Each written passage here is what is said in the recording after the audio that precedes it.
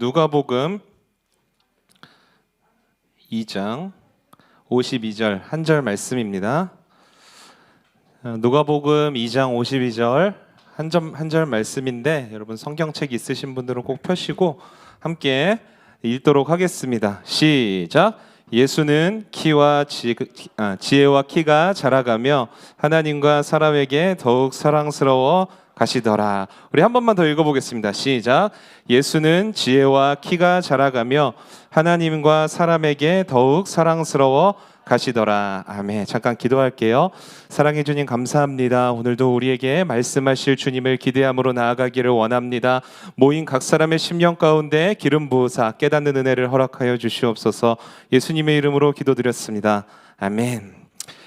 자, 여러분 누구나 어린 시절을 지나서 청소년 시기가 되고 또 성인이 됩니다. 여러분들도 초등학교 시절을 지나서 이곳 청소년 일부라는 이름으로 모였죠. 그렇죠? 이러한 변화는 그냥 시간이 흘렀다고 해서 그냥 나이만 먹었다고 해서 주어지는 게 아니에요. 나이만 먹고 그냥 생각은 어린 유아 시절, 그런 유아 시절에 있는 사람은 성인다운 대우를 받을 수가 없는 거죠.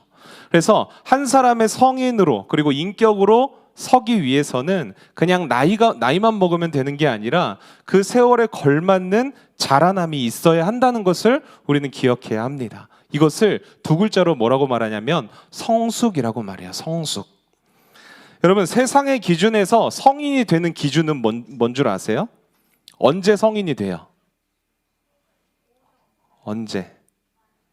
만 19세. 그쵸? 정확하게 알고 있네요. 제가 똑같이 청소년 3부에서 설교를 하고 왔는데 술 먹을 수 있으면 성인이 된다는 대답을 듣고 왔거든요. 네, 맞아요. 만 19세 나이를 먹으면 되는 거예요. 세상의 기준에서 성인이 되는 것은 나이만 먹으면 됩니다. 그래서 성인들을 이렇게 보게 되면 성숙하지 못한 성인들도 꽤 많이 발견되어지는 거예요. 그러나 성경에서 한 사람의 성숙한 인격을 가진 성인이 된다는 건 단순히 나이만 많이 먹어서는 된다 이렇게 말하지 않아요. 성경은. 우리는 가장 확실한 롤모델이신 예수님을 통해서 그것을 알 수 있어요. 어떻게 자라나야지, 어떻게 성숙해야지 한 사람의 성숙한 성인으로서 한 사람의 인격으로 자라날 수 있는가. 많은 사람들이 좀 간과하고 있는 거, 오해하고 있는 게 있는데요. 예수님은 하나님이시니까 우리처럼 어렸을 때부터 막 이렇게 인간적으로 성장해 오는 것도 그냥 완전 다 스킵하셨을 것이다. 정말 그럴까요? 본문은 그게 아니라는 것을 말씀해 주고 있어요. 지혜와 키가 자라나며 하나님과 사람에게 더욱더 사랑스러워 가시더라. 그러니까 예수님도 분명히 어렸을 때부터 쭉쭉쭉쭉 자라남과 성장, 성숙이 있었다라는 거예요. 참 하나님이심과 동시에 참 사람이시기도 하셨기 때문에 인격적으로 성장이 필요하셨던 거예요. 그것을 우리에게 이 말씀을 통해서 보여주시는 겁니다. 그래서 우리는 이 예수님이 자라나는 모습을 통해서 어린이에서부터 또 청소년으로, 또 청소년에서 한 사람의 성인으로 자라나기까지 성경이 말하는 성숙을 이루기 위해서, 자라남을 이루기 위해서는 무엇을 우리가 붙잡아야 할까? 어떻게 클까? 나는 자라남에 있어서 무엇을 중심적으로 생각을 해야 될까라는 것을 오늘 생각해보는 시간이 되었으면 좋겠어요. 여러분 오늘 우리가 읽은 말씀은 굉장히 짧고 외우기도 쉬운 그런 말씀인데요. 유대인들의 입장에서는 굉장히 상징적인 말씀이기도 해요. 여러분 한국인의 생각 속에서는 기본적으로 뭐가 바탕으로 깔려 있는 줄 아세요? 한국인의 생각에서는 유교 사상이 깔려 있어요. 유교 사상 많이 들어봤죠? 유교 사상이 깔려 있어서 약간 선비적인 기질이 기본적으로 내재돼 있단 말이에요. 무슨 말을 하고 어떤 대화를 하든 간에 유교 사상이 깔려 있어요. 그런데 여러분 유대인들의 생각 속에서는 뭐가 기본적으로 깔려 있는 줄 아세요? 율법과 구약 성경이 기본적으로 깔려 있어요. 율법과 구약 성경. 그래서 오늘 우리가 읽은 이 본문 말씀을 유대인들이 딱 들었을 때 유대인들에게는 머릿속을 딱 스쳐 지나가는 구약의 말씀이 있었을 거예요. 그게 뭐냐면 성경이 있는 친구들은 찾아봐도 좋은데 제가 읽어드릴게요. 사무엘상 2장 26절 말씀에 이렇게 기록하고 있어요. 아이 사무엘이 점점 자라매 여호와와 사람들에게 은총을 더욱 받더라. 한 번 더 읽어드릴 테니까 오늘 본문이랑 한번 비교해 보면서 생각해 보세요. 아이 사무엘이 점점 자라매 여호와와 사람들에게 은총을 더욱 받더라. 여러분, 우리가 오늘 읽은 예수님이 자라나는 그 말씀과 비교해 보면은 어때요? 비슷하죠. 되게 비슷해요. 뭐가 다릅니까? 뭐가 달라요? 예수님은 하나님과 사람에게 사랑스러워 가시더라라고 했는데 사무엘은 은총을 받더라. 이 단어 하나만 좀 다른 것 같아요. 그런데 오늘 이 사랑스럽다, 예수님이 자라나면서 사랑스럽다라는 단어를 찾아보니까 헬라어로 여러분들이 많이 들어봤을 거예요. 카리스라는 단어예요. 카리스. 어디서 많이 들어봤죠? 카리스마 있다라는 표현 많이 쓰잖아요. 뭐가 딱 떠올라요? 그러면은 굉장히 뭔가 위험 있어 보이고 되게 권위 있어 보이는 거를 생각하잖아요. 그런데 여러분, 카리스마의 뜻은 그게 아니에요. 카리스마는 카리스라는 단어에서 나온 말인데요. 카리스라는 헬라어가 가진 뜻이 뭐냐면 은혜라는 뜻을 가지고 있어요. 은혜. 그래서 여러분, 은혜라는 말과 은총이라는 말은 여러분들이 같다는 것을 쉽게 알 수 있죠. 그래서 사무엘상 본문을 보면은 하나님과 사람에게 더욱 은총을 받더라. 예수님도 하나님과 사람에게 사랑스러워 가시더라. 같은 말이라는 거예요. 같은 말. 완전히 똑같은 표현으로 오늘 이 시작 성경에서 예수님의 성장 장면을 기록하고 있다는 거예요. 그렇다면 왜 굳이 오늘 이 말씀을 기록한 누가라는 사람은, 누가가 기록했거든요. 누가라는 사람은 예수님의 성장 장면을 기록할 때 과거에 구약 성경에 사무엘이 성장하는 그 본문을 그대로 왜 가져왔을까? 이유가 있을 거 아니에요. 그렇죠? 그 이유는 뭐냐면 예수님이 자라실 때의 배경과 시대적인 배경과 과거 옛날 조상 시절의 그 사무엘이 자랄 때의 시대적 배경이 너무나도 비슷하기 때문이에요. 여러분, 퀴즈를 하나 낼게요. 어린 사무엘이 태어나고 자라날 때 배경이 어떤 시대인지, 사무엘이 처음 태어났을 때의 시대가 어떤 시대인지 아는 사람 있어요, 혹시? 우리 패밀리 임팩트 한 친구들은 알 수 있을 텐데. 무슨 시대라고? 맞아요. 정답이에요. 누군가요? 정답이에요. 누구죠? 네, 모든 영광과 존귀를 다 드릴게요. 네, 사사시대라는 말 여러분 한번 들어봤을 거예요. 사사시대. 사사시대가 어떤 시대인지 알려면은 그 시대의 마지막 구절에 이렇게 기록하고 있어요. 제가 읽어드릴 테니까 한번 잘 들어봐요. 사사기 21장 25절 말씀에 그때에 이스라엘에 왕이 없으므로 사람이 각기 자기 소견에 옳은 대로 행하였더라. 왕이 없어서, 이스라엘의 왕이 없어서 사람들이 자기 마음대로 살았다라는 뜻이에요. 쉽게 말하면. 여러분, 정말로 이스라엘에 왕이 없었을까요? 왕이 없었을까요? 사람의 왕은 없었어요. 사사시대는. 사사시대를 지나서 이제 사울이라는 사람이 기름 부음 받고 이스라엘의 왕으로 등극하는 것은 맞는데, 여러분, 그 전에도 이 사사시대에도 정말로 이스라엘의 왕이 없었을까요? 그렇지 않죠. 과거 옛날 조상 때부터 아브라함서부터 시작해서 이삭을 거쳐서 또 야곱이라는 사람이 이름이 이스라엘로 바뀌는 그 시간, 그리고 또 요셉이 애굽의 총리가 되어서 그 애굽 땅에서 수많은 이스라엘 백성들로 불어났을 때, 그리고 이 사사시대까지 그 수많은 시간 동안 단 한순간도 이스라엘에는 왕이 없었던 적이 없었어요. 그 왕이 누구시죠? 하나님이시죠. 이스라엘의 왕은 분명히 하나님이세요. 그런데 사사시대가 어떤 시대입니까? 라고 했을 때 한 문장으로 표현하는 그 문장 안에는 이스라엘의 왕이 없어서 사람들이 마음대로 살았더라. 이 말이 주는 의미가 뭘까요? 사사시대는 왕이신 하나님의 말씀이 없는 시대라는 것을 알려주고 있는 거예요. 하나님의 말씀이 없었다. 이렇게만 말하면 여러분 잘 이해가 안 가죠? 사사시대의 실상을 아주 잘 표현해주는 구절이 있는데, 사무엘상 1장에 보면은 1절에서 2절에서 사무엘의 아버지를 소개하는 문장이 쭉 나와요. 사무엘의 아버지를 쭉. 엘가나라는 사람인데요, 누구의 아들이었고 어떤 가문의 사람이었고 그에게 두 아내가 있었으니 그 한 사람은 한나요, 또 한 사람의 이름은 분인나라. 많이 들어봤죠? 한나와 분인나. 한나가 간절히 기도해서 막 아이를 달라고 하잖아요. 그쵸? 그 아버지가 엘가나라는 사람이었는데 이 엘가나라는 사람이 어떤 가문이었냐면 레위 가문 사람이었대요. 레위 가문 사람들은 뭐 하는 사람들이에요? 성전에서 하나님을 수종 들고 제사장 직분도 맡고, 그쵸? 이스라엘 전체에서 하나님의 말씀과 가장 가까이 있는 사람이 바로 레위 사람들이었어요. 그 중에 한 사람이 엘가나.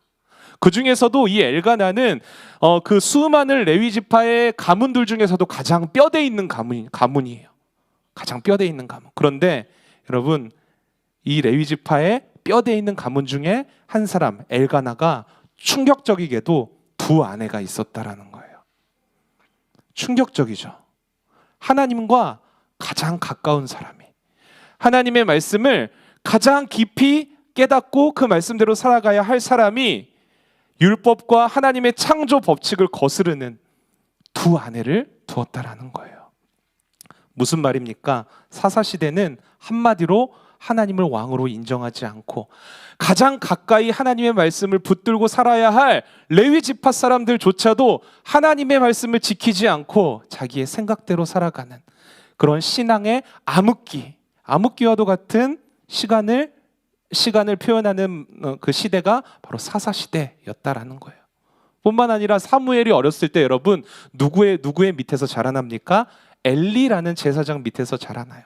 이 엘리는요, 제사장이었음에도 불구하고 하나님의 말씀을 깨닫지 못하는 사람이었어요. 하나님의 말씀을. 심지어 성경에서는 그 엘리 제사장을 비대하다라고 표현했는데 이것은 단순히 그가 막 몸이 뚱뚱하고 그거를 표현한 게 아니라 그의 영적인 나태함을 표현한 거예요. 하나님의 말씀을 전혀 알지 못하는 제사장이 그때 이스라엘의 제사장으로 있었다라는 거죠. 여러분, 얼마나 사무엘이 태어났을 때, 사무엘이 자라났을 때 시대가 영적으로 어두워져 있는 시대, 하나님의 말씀이 없는 시대라는 것을 잘 알 수 있겠죠? 그렇죠? 그렇다면 여러분, 예수님이 오셨을 때, 오늘 우리가 읽은 이 말씀에서 예수님이 이 땅에 오셨을 때의 시대는 어떤 시대일까요? 예수님이 오셨을 때는 어떤 시대예요? 여러분, 신약 성경에 예수님이 딱 등장하는 그 신약 성경이 어디예요? 처음 마태복음, 마가복음, 누가복음, 요한복음이죠. 그죠? 4복음서라고 해요. 쉽게 말해서. 그 앞에 어떤 시대가 있어요? 없어요. 마태, 마가, 누가, 요한은요, 신약 성경의 맨 첫 성경이에요. 그 앞에는 없어요. 그리고 구약의 마지막 말라기 선지자가 기록한 말라기만 기록돼 있어요. 여러분, 그 없는 그 사이의 시간이 몇 년인 줄 아세요? 400년이에요. 신구약 중간에 400년 동안 무려 하나님이 침묵하셨어요. 하나님의 말씀이 없는 400년을 이스라엘 백성들은 살아온 거예요. 얼마나 영적으로 어두워져 있었고 하나님의 역사가 없었던 그런 시대인지 여러분 잘 아시겠죠? 400년이라는 시간 동안 하나님은 아무 말씀도 하지 않고 아무 역사도 하지 않으셨어요. 그런데 그 어두워져만 가는 세상 속에서 누가 이 땅에 오셨죠? 예수님이 오셨어요. 그 예수님이 이 땅에 오신 것을 요한복음 1장 14절에서는 이렇게 설명을 하고 있는데 잘 들어보세요. 말씀이 육신이 되어 우리 가운데 거하심에 우리가 그의 영광을 보니 아버지의 독생자의 영광이요 은혜와 진리가 충만하더라. 여러분, 예수님이 이 땅에 어떻게 오셨다고 말하고 있어요? 말씀으로. 말씀이 없었던, 영적으로 어둡던, 암흑기와도 같았던 400년을 거쳐서 예수님이 오셨는데 말씀으로 이 땅에 우리 가운데 오셨다라는 거예요. 사무엘이 말씀으로 이스라엘 가운데 하나님의 뜻을 나타냈듯이 말씀이신 예수님은 그 하나님의 뜻인 구원을 이루기 위해서 이 땅에 오셨다라는 거죠. 여러분, 우리가 살아가는 이 시대를 한번 생각해 보세요. 우리가 태어났고 예수님과 사무엘처럼 자라나고 있는 우리가 살아가는 이 시대를 한번 여러분 바라보세요. 어떤 것 같아요? 말씀이 없습니까? 하나님의 말씀이 없어요? 있어요. 그렇죠? 우리는 스마트폰만 열어봐도 언제 어디서나 내가 원하는 시간에, 원하는 때에, 원하는 목사님의 말씀을 늘 들을 수 있어요. 내가 집에서 성경을 묵상하고 암송하고 성경을 막 큐티를 하고 누가 그런 나를 보고 막 핍박하고 막 때리고 잡아가고 그런 사람이 있습니까? 없죠. 그러나 이렇게 넘쳐나는 말씀의 홍수 속에서도 진짜 그 하나님의 말씀을 사모하고 진짜 그 말씀대로 살아가는 사람들은 여러분 얼마나 된다고 생각하세요? 여러분 조금만 자세히 살펴봐도 교회 안에 성도들 중에 하나님의 말씀을 너무나도 잘 아는데 이것도 알고 저것도 알고 와 진짜 똑똑하다 하나님 말씀 잘 안다 이러는데 그 지식적인 수준에서 그치는 경우가 너무나도 많다는 것을 우리는 볼 수 있는 거예요. 어떻게 보면 겉으로 볼 때는 말씀의 부흥시대처럼 보이나 말씀이 넘쳐나는 시대처럼 보이나 성도들의 개개인의 우리 한 사람 한 사람의 신앙을 보면 우리 안에 말씀이 사라지고 있는 영적인 암흑기와도 같은 시간을 지나고 있는지도 모르겠어요. 여러분 하나님은 이런 시대에 우리를 부르셨다라는 것을 기억하셨으면 좋겠어요. 이런 시대에 우리를 성도로 부르셨다라는 이 부르심을 여러분들이 꼭 기억해야 돼요. 왜냐하면 자라나고 성장하는 데에는 분명한 방향성이 있어야 하거든요. 여러분 빠르게 자라나서 성장하는 것보다 바르게 자라나서 성장하는 것이 건강한 성장이라고 말하잖아요. 그렇죠? 우리가 자라나는 인격적으로 자라나는 그 성장의 방향성이 뭐냐면 성장의 방향성은 하나님의 부르심이에요. 부르심. 우리를 이 땅에 왜 보내셨을까? 왜 우리를 이 영적으로 어두워져가는 말씀이 넘치나 말씀대로 살아가는 사람이 점점 줄어드는 이 시대에 왜 우리를 부르셨을까? 왜 나를 예수님을 알게 하셨을까? 이게 부르심이거든요.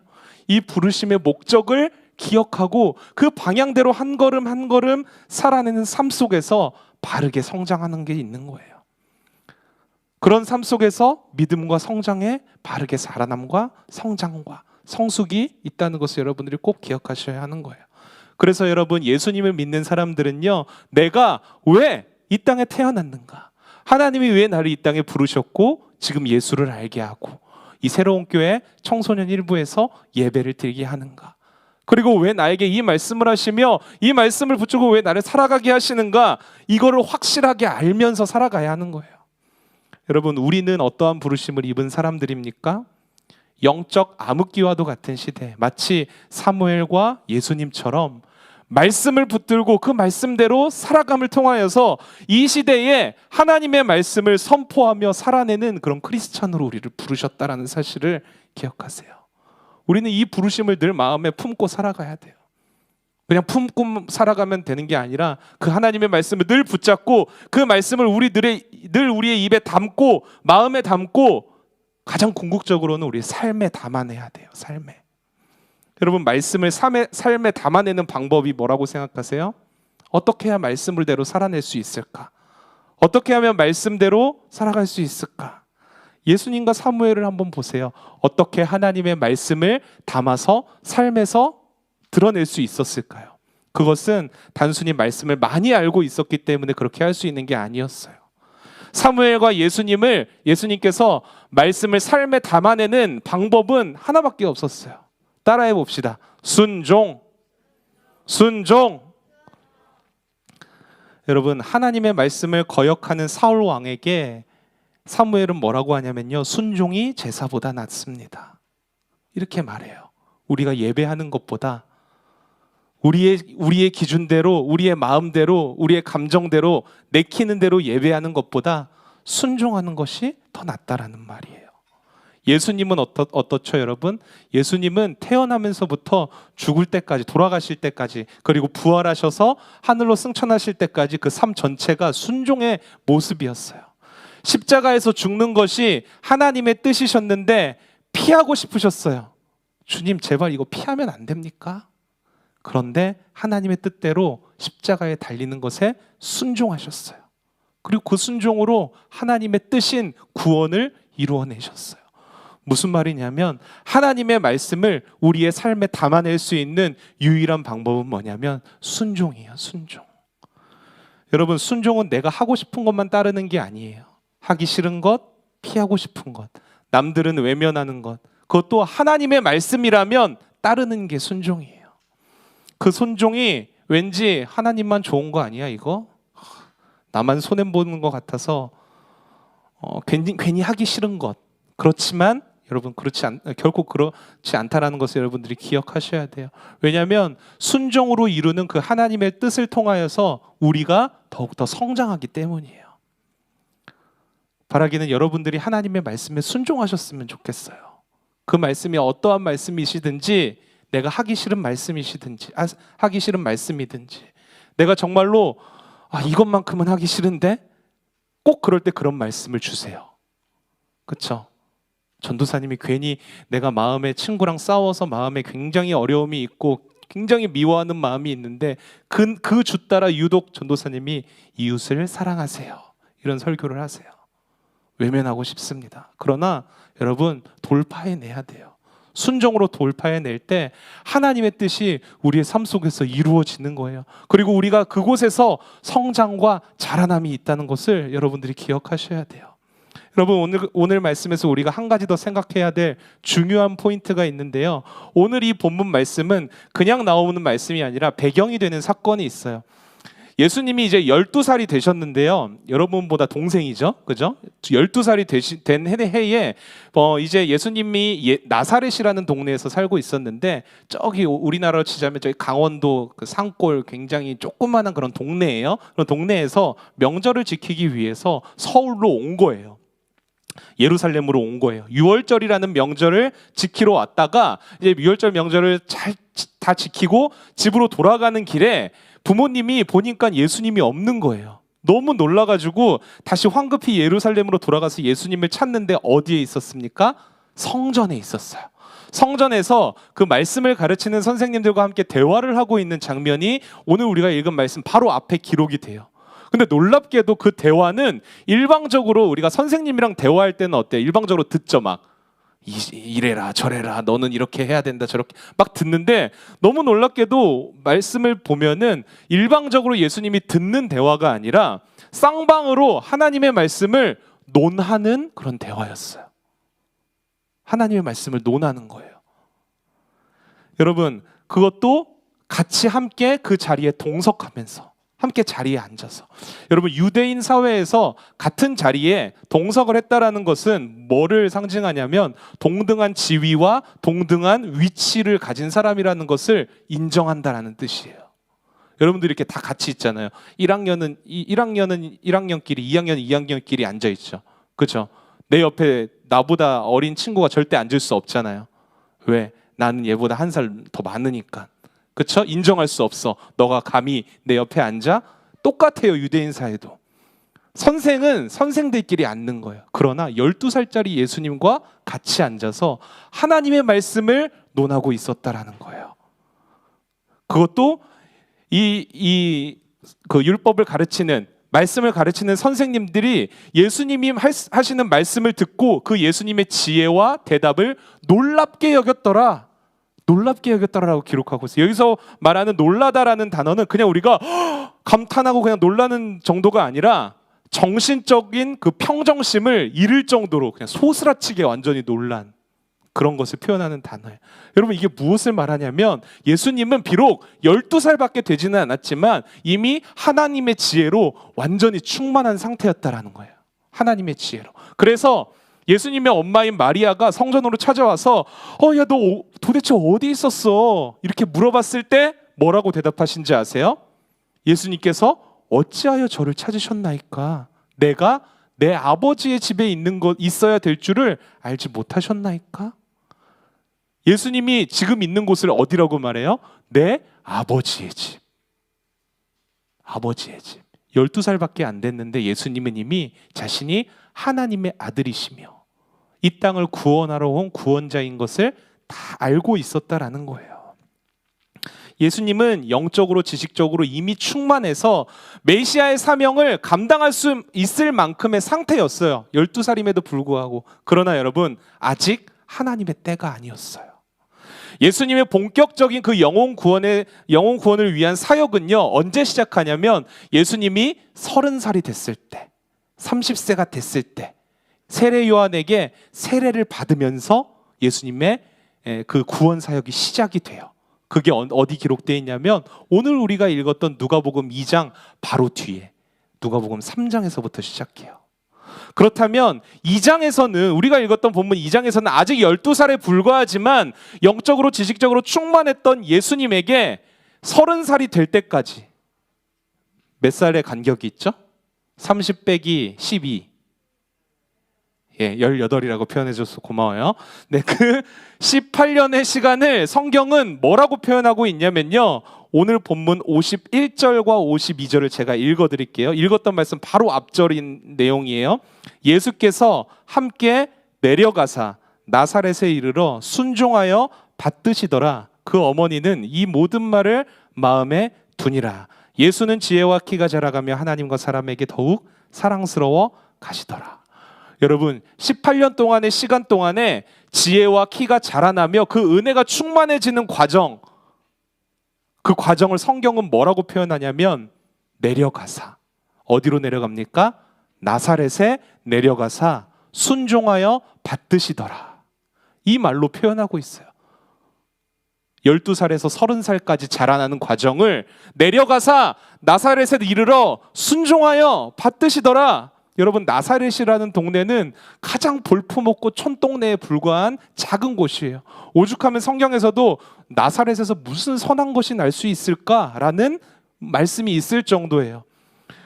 이미 12살에 하나님의 뜻을 다 알고 계셨던 예수님이 이스라엘에서 가장 작고 볼품없는 나사렛으로 내려가셨어요. 그곳에서 뭘 하십니까? 순종하여 받드시더라. 여기서 순종하다라는 단어는요, 굴복시키다라는 말이에요. 쳐서 굴복시키다. 안 되니까, 내 의지로는 안 되니까 쳐서 굴복시켰다라는 말이에요.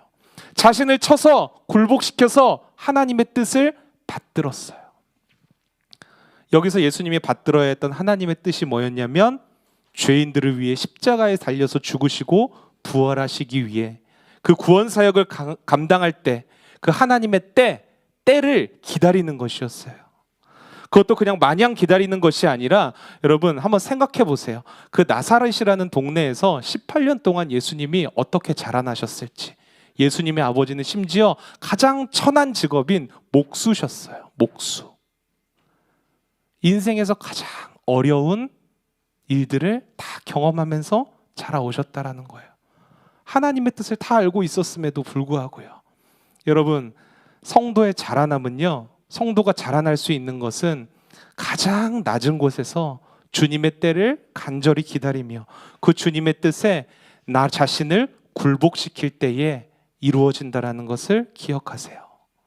우리가 막 믿음이 자라나고 성장한다는 걸 막 거창하게 생각하는 사람들이 많은 것 같아요. 어떤 막 외국의 선교지에 오지에 가서 막 기적을 경험하고 막 아프리카 원주민들이 막 예수님을 믿는 기적이 일어나는 그 장소에 내가 있어야만, 혹은 수많은 사람들이 모여 있는 집회에서 막 내가 막 방언을 쏟아내는 것을 통하여서 병고침이 있는 것을 통하여서 어떤 그 부흥의 현장에만 있어야만 내 믿음이 자라난다고 착각하는 사람들이 많아요. 물론 그곳에서도 성장할 수 있습니다. 그러나 성경이 말하는 성도의 자라남은요, 그렇게 화려하고 높은 곳에 있을 때 되는 것이 아니라 누구보다도 낮은 곳에, 남들이 다 피하는 곳에, 그것도 내 감정과 내 마음을 쳐서 굴복시켜서 하나님의 뜻에 순종할 때에, 그것도 언제입니까? 하나님이 나에게 허락하신 그 때가 있어요. 그 때까지 내가 인내하며 기다릴 때에 우리의 자라남이 이루어지는 거예요. 여러분, 혹시 여러분들이 살아가는 왜 내 삶은 이렇게 작고 보잘것없지? 이렇게 느끼는 여러분들이 있나요? 내 마음을 쳐서 굴복시키지 않고서는 버티기 어려운 시간들을 보내고 계신 분들이 있으신가요? 여러분, 그 자리가, 여러분들의 주어진 삶의 자리가 바로 우리가 자라나고 성숙하는 자리인 거예요. 그곳에서 우리가 뭘 해야 되냐면 우리 자신을 쳐서 하나님의 때를 기다리는 인내, 그 인내로 살아가야 하는 거예요. 여러분, 예수님도 18년 동안 목수의 아들로서 온갖 수많은 고난과 아픔을 겪으면서 그 18년을 기다리시면서 인내하셨을 거예요. 근데 여러분, 그러한 시간이 예수님을 성장시켰어요. 지나가는 인생의 시간 속에서 키만 자랐을 뿐만 아니라 지혜도 자랐고요. 하나님과 사람과의 관계 안에서 더욱더 큰 은혜로 충만할 수 있었어요. 바라기는 하나님께서 여러분들을 부르신 그 삶의 자리가 자라남과 성장이 있는 자리라는 것을 기억하셨으면 좋겠어요. 지금은 빨리 어른 되고 싶다, 빨리 이 지긋지긋한 공부, 학교 이것에서 벗어나고 싶다, 이렇게 생각할 수도 있지만, 여러분, 예수님조차도 그 시간들을 인내하며 자신을 굴복시켜가며 하나님의 때가 이를 때까지 기다렸어요. 그때에 하나님께서 키와 지혜도 자라게 하셨을 뿐만 아니라 하나님과 사람에게 깊은 은혜를 누리게 하셨다는 것을 기억하세요. 여러분도 주어진 그 삶의 자리에서 인내하며 하나님의 때를 한번 기다려보세요. 뭐 하면서? 말씀에 순종하면서. 그때에 하나님께서 여러분들의 삶 속에서 일하실 뿐만 아니라 그냥 일하는 것에 그치는 것이 아니라 내가 자라나요. 내가 성장하고 자라나고. 어디까지 자라나냐면요, 어떠한 성숙한 어떤 한 사람을 닮아가는 게 아니라 예수님을 닮아가게 되는 거예요. 예수님.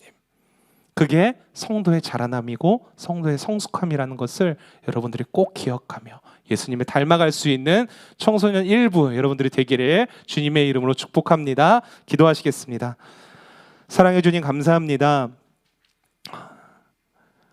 우리에게 주어진 그 삶의 자리에서 사무엘처럼 또 예수님처럼 하나님의 때를 기다리며 또 순종하며 말씀을 붙들고 살아가기를 원합니다. 우리가 살아가는 그 삶의 한순간순간마다 주님 우리와 동행하여 주시고 동행하는 가운데 주님의 뜻이 이루어지는, 그리고 우리가 자라남을, 성장함을 경험하는 청소년 일부 모든 지체들 다 되게 하여 주시옵소서. 예수님의 이름으로 기도드렸습니다. 아멘.